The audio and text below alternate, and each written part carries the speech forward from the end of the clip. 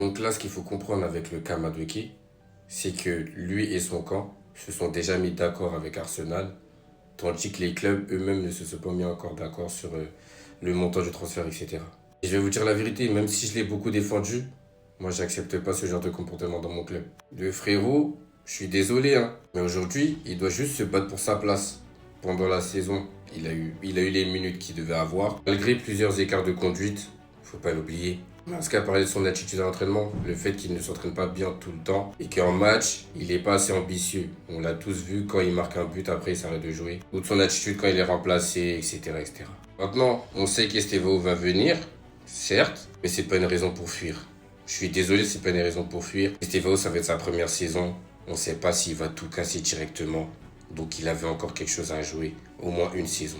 Frérot, quand t'es fort sur le terrain, tu restes. Alors oui, je trouve que offensivement, c'est notre ailier le plus virevoltant, celui qui peut le plus t'amener de buts, on va dire. Mais les stats ne le prouvent pas.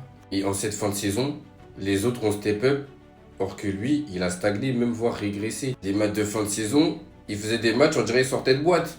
Alors que par exemple, un Pedro Neto, c'est notre meilleur joueur de cette Coupe du Monde des clubs. Avant-hier contre Palmeiras, il a fait une bonne entrée.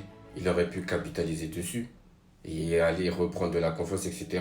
Mais là, c'est cuit, il va partir. Voilà, comme Maresca a dit, il a un message clair, il veut uniquement des joueurs heureux avec nous. Ceux qui ne sont pas heureux sont libres de partir.